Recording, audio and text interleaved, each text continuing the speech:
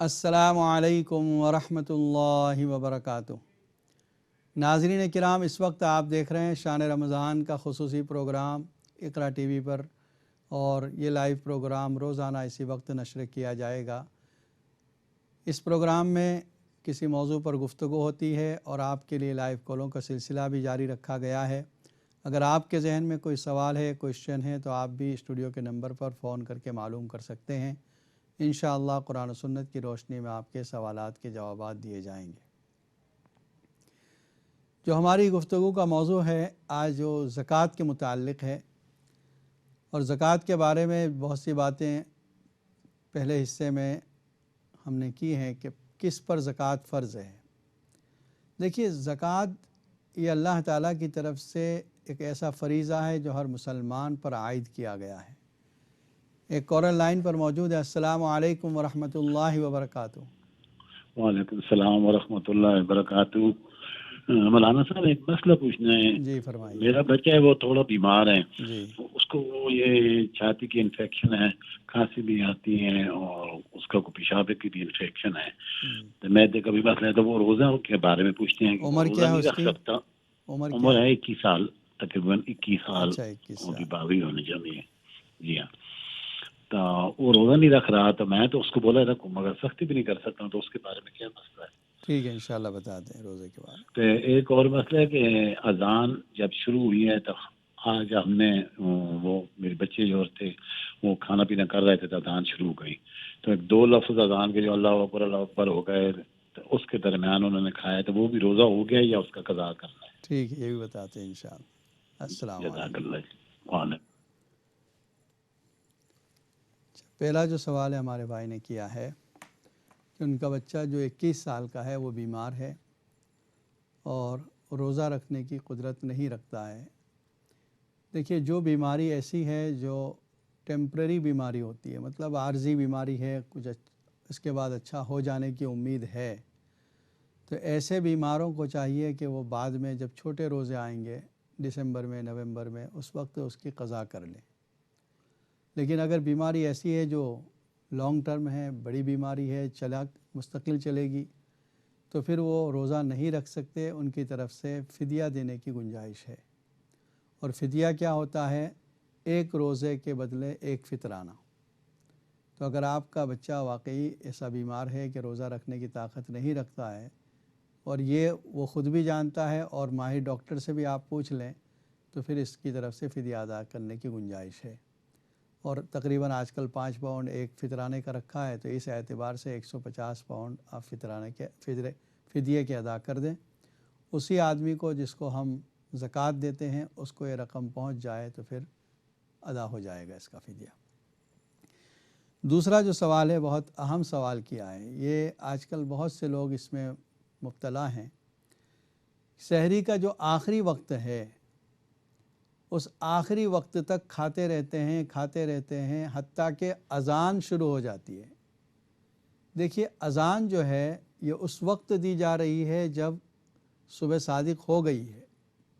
اس سے پہلے جو ٹائم ہے اس میں آپ کھانا پینا کھا سکتے ہیں۔ اگر 4:30 پہ لکھا ہے ٹائم، اس کا مطلب 4:25 تک آپ کھانا کھائیں۔ 4:30 کے بعد اذان ہوگی 4:31 پر، تو اذان کا مطلب یہ ہے کہ 4:31 ہو چکے ہیں، آپ کا روزہ کاؤنٹ نہیں ہوا۔ تو جن لوگوں نے بھی اس طرح اذان کے وقت کھانا کھایا ہے، وہ ابھی تو بھوکے پیاسے رہیں گے، کیوں کہ مشابہت روزے داروں کے ساتھ رکھنی ہے، لیکن اس 1 روزے کی قضا ان کے ذمہ لازم ہوگی۔ تو ناظرین کرام، بات یہ چل رہی تھی کہ زکوٰۃ کے متعلق کہ اللہ نے ایک ایسا فریضہ عائد کیا ہے جو ہماری عبادات کے اندر اس کا تعلق ہے۔ یعنی کوئی یہ نہ سمجھے کہ زکوٰۃ کوئی ٹیکس ہے، اللہ نے مسلمانوں پر ٹیکس لازم کیا، نہیں، یہ عبادت ہے۔ اور اسی لیے نبی اکرم صلی اللہ علیہ وسلم نے فرمایا، بنی الاسلام علی 5 شہادت اللہ الہ الا اللہ وان محمد رسول اللہ و اقام الصلاۃ و ایتاء الزکاۃ، کہ اسلام کی بنیاد 5 چیزوں پر ہے، ان میں سے ایک زکوٰۃ بھی ہے۔ گویا زکوٰۃ ادا کرنے والا دین کو کمپلیٹ کر رہا ہے، مکمل کر رہا ہے، اور ساتھ ہی ساتھ مال ایک ایسی چیز ہے کہ جب تک یہ پوری سوسائٹی میں انسانی افراد میں گھومتا رہے گا، سرکولیشن اس کا ہوتا رہے گا، وہاں تک نظام برابر چلے گا۔ جس طرح انسانی باڈی کے اندر خون، جب تک خون سرکولیٹ ہوتا رہتا ہے وہاں تک انسان صحت مند ہے، ہیلتھی ہے، اور جب خون کسی جگہ بلاک ہو گیا تو اب فکر ہوتی ہے بھئی یہ حصہ بیمار ہو گیا ہے، اور یہ بلاکیج اگر آگے چلا گیا، دل میں چلا گیا تو اس کی جان کو خطرہ ہے۔ تو خون اگرچہ صحت کی علامت ہے لیکن یہ سرکولیٹ ہوتا رہے تب، جب بلاک ہو جائے گا تو یہ بیماری کی علامت ہے۔ ٹھیک اسی طرح مال اور پوری انسانیت، جتنے افراد ہیں انسان کے، یہ سب اس کے ایک جسم کی حیثیت رکھتے ہیں، تو اس اعتبار سے مال ہر فرد تک پہنچتا رہے تو یقیناً نظام عالم برابر رہے گا۔ اور جب کچھ افراد کے پاس مال بلاک ہو جائے گا تو پھر بیماریاں پھیلے گی۔ وہ بیماریاں کیا ہوگی؟ برائیاں پھیلے گی۔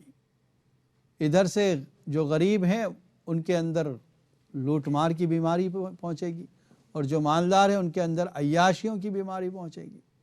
تو یہ بیماریوں کو دور کرنے کے لیے اللہ نے زکوٰۃ رکھا ہے۔ پورا تقسیم نظام دولت کا جو ہے یہ اسی وجہ سے ہے۔ سورہ حشر میں اللہ تعالیٰ فرماتے ہیں كَيْ لَا يَكُونَ دُولَةً بَيْنَ الْأَغْنِيَاءِ مِنْكُمْ، یہ سسٹم اس لیے رکھا گیا ہے ڈسٹریبیوشن کا تاکہ مال ایک جگہ مالداروں کے درمیان جمع ہو کر نہ رہ جائے بلکہ گردش کرتا رہے۔ آج دیکھیں دنیا کے اندر 5% یا 10% ایسے لوگ ہیں جن کا پوری دنیا کے سورسز پر قبضہ ہے۔ 90% ایسے لوگ ہیں جو محتاج ہیں، غریب ہیں، جو محنت کر رہے ہیں، کما رہے ہیں، خرچ کر رہے ہیں، اور پھر وہی چیزیں خرید کر انہی مالداروں کو فائدہ پہنچا رہے ہیں۔ تو اسلام کا سسٹم یہ تھا کہ غریب تک مال پہنچے، اور نبی اکرم صلی اللہ علیہ وسلم نے اس کو انتہائی حکمت کے ساتھ جاری فرمایا۔ اور ماہرین یہ بتاتے ہیں، جو اکنامکس کے ایکسپرٹس ہیں وہ بتاتے ہیں کہ اگر کسی بستی میں تجربہ کر لیں، کسی بستی میں جتنے مالدار ہیں ان مالداروں کی زکوٰۃ کو جمع کریں، اور جتنے غریب ہیں ان غریبوں کو ترتیب سے دیا جائے کہ جو ضرورت مند ہیں ان کو ان کی ضرورت کے اعتبار سے دیا جائے، جو کوئی کام کرنے کے قابل ہیں ان کو کسی کام سے لگایا جائے، کوئی بزنس کر سکتا ہے اس کو چھوٹے موٹے بزنس پر لگا دیا جائے، تو اس طریقے سے کچھ سال میں یہ فائدہ ہو جائے گا کہ پوری بستی کے اندر کوئی غریب باقی نہیں رہے گا۔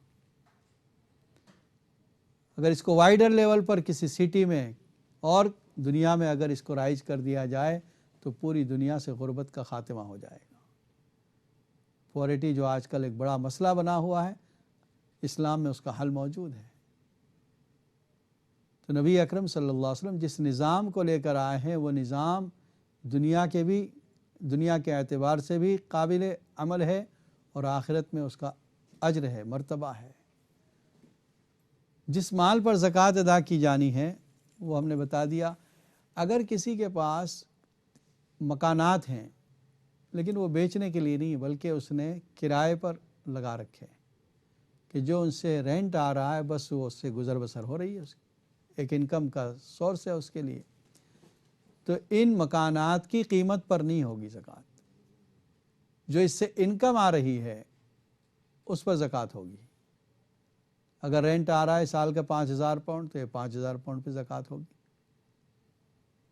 اگر 10,000 پاؤنڈ ہے اس کی زکوٰۃ ہوگی۔ اسی طرح کوئی پروڈکٹ تیار کرتا ہے، کوئی چیز بناتا ہے تو اس کی مشینری جو ہے اس کے اوپر زکوٰۃ نہیں ہے۔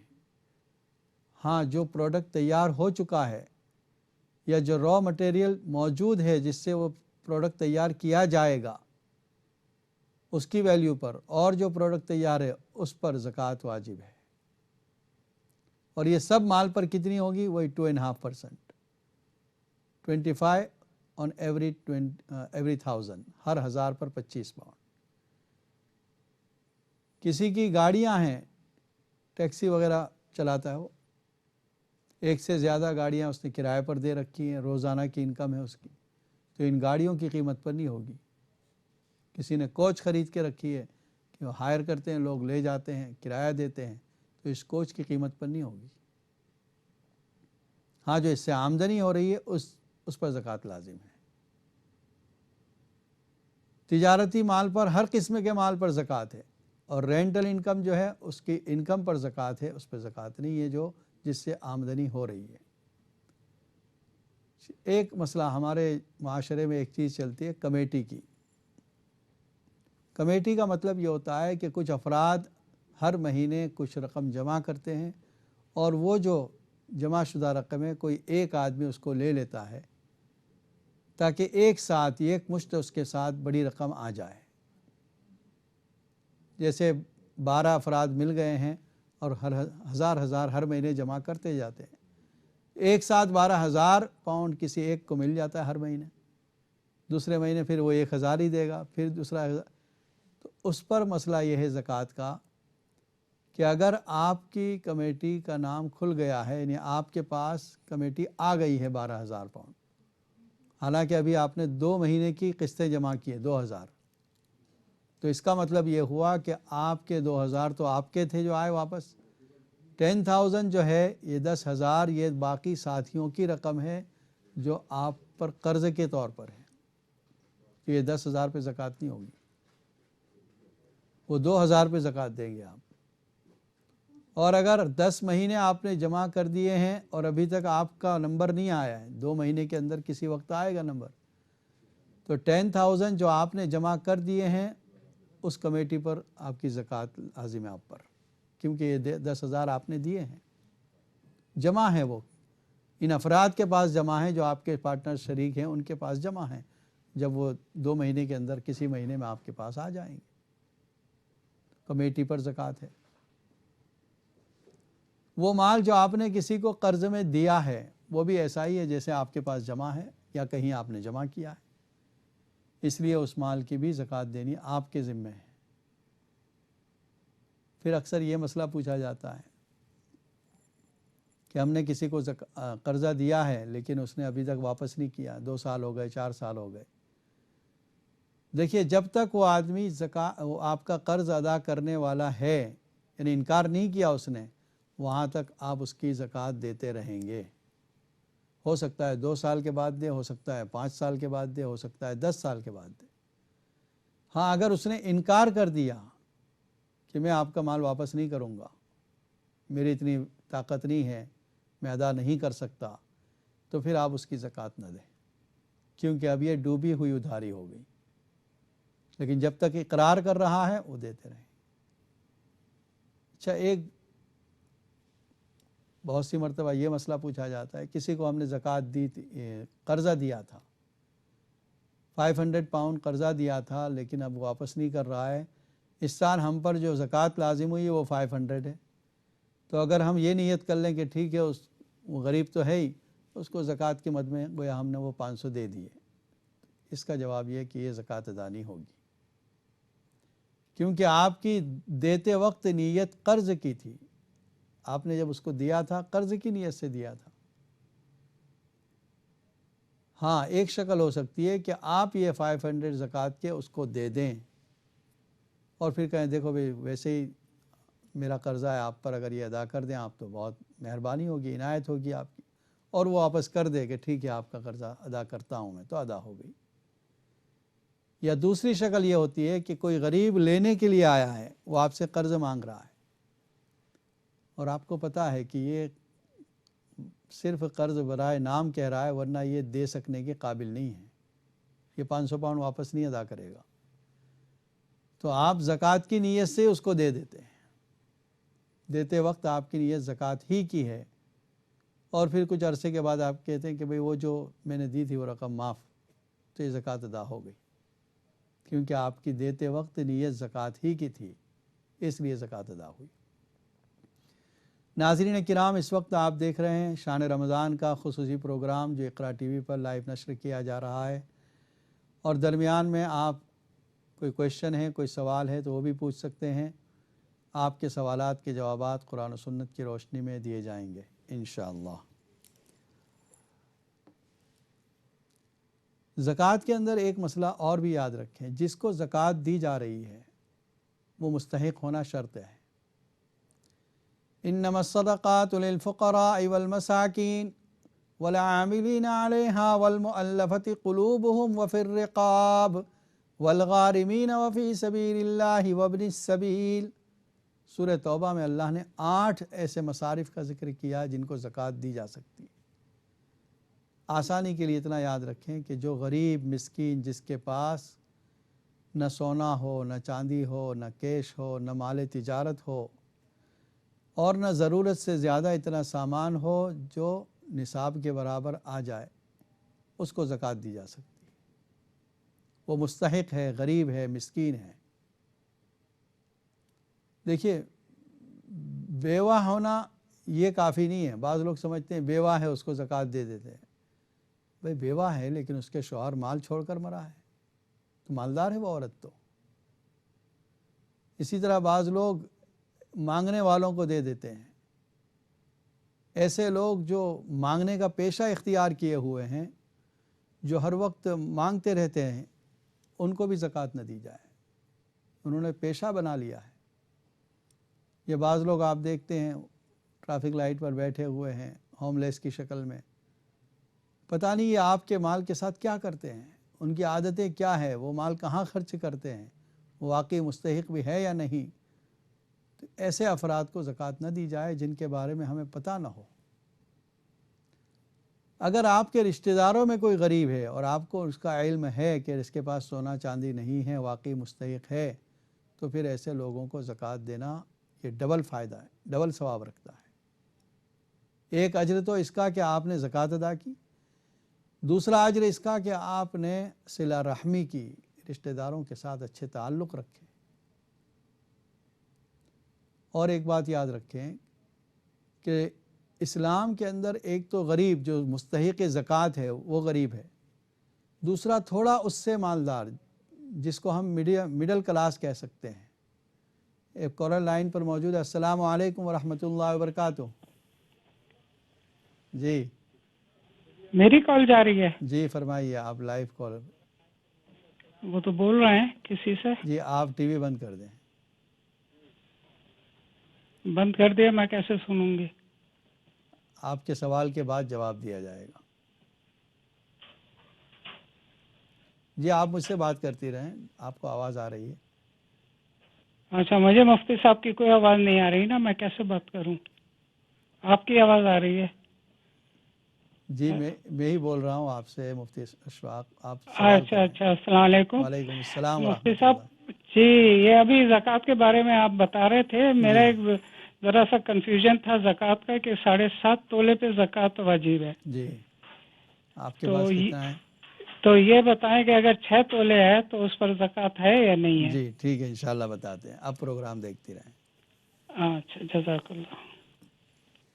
سوال کرنے والے حضرات اور حاضرات یاد رکھیں کہ جس وقت آپ بولتے ہیں اس کے 10 سیکنڈ کے بعد آپ ٹی وی پر آواز سنتے ہیں، تو اس لیے جس وقت سوال کرتے ہیں تو آپ اپنی ٹی وی کی آواز کو بند کر دیں یا آہستہ کر دیں، دوسرے کمرے میں چلے جائیں تاکہ آواز ایکو نہ ہو۔ آپ کا جو سوال تھا وہ شروع میں ہم نے اس کو موضوع گفتگو میں لے لیا ہے، وہ یہ ہے کہ 7.5 تولہ سونا آپ کے نصاب ہے، اور کسی کے پاس اگر 6 تولہ سونا ہے تو کیا اس پر زکوٰۃ لازم ہے؟ دیکھیے 6 تولہ صرف سونا ہی ہے، چاندی نہیں ہے، کیش نہیں ہے، تو پھر انتظار کیا جائے گا 7.5 کا۔ لیکن اگر اس کے ساتھ چاندی 1 تولہ بھی ہے یا 10-5 پاؤنڈ اگر کیش ہے تو پھر دونوں کو ملا دیا جائے گا۔ دونوں کو ملانے کا مطلب یہ ہے کہ 5 پاؤنڈ اور 6 تولہ سونا، اس کو اگر ملاتے ہیں تو اس سے 52.5 تولہ چاندی جو نصاب چاندی کا ہے وہ خریدا جا سکتا ہے۔ میں نے بتا دیا 412 پاؤنڈ آج کی ویلیو ہے 52.5 تولہ چاندی کی، تو 6 تولہ سونا تقریباً 3000 پاؤنڈ کا ہے، اور اس سے یہ نصاب خریدا جا سکتا ہے چاندی کا، اس لیے اس پر زکوٰۃ لازم ہو جائے گی۔ ایک سوال عورتیں عام طور پر کرتی ہے کہ میری زکوٰۃ جو ہے وہ ہمارے شوہر دے دیتے ہیں۔ دیکھیے یاد رکھیں، زکوٰۃ اگر شوہر دے دے گا زکوٰۃ تو ادا ہو جائے گی، لیکن شریعت کا منشا یہ ہے کہ آپ اپنے مال میں سے زکوٰۃ دیں تاکہ جو مال کی محبت ہے وہ کم ہو جائے۔ مرد دے دے گا تو اس نے آپ کی طرف سے جو واجب تھا وہ ادا کر دیا، لیکن اگر آپ اپنے سونے میں سے دیتی ہیں، 40 تولہ سونے میں سے 1 تولہ سونا آپ دیتی ہیں، تو پھر آپ کے دل پر لگے گا کہ میں نے اپنے مال کی زکوٰۃ ادا کی، اور یہی اللہ چاہتے ہیں کہ جو مال کی محبت ہے وہ نکلے۔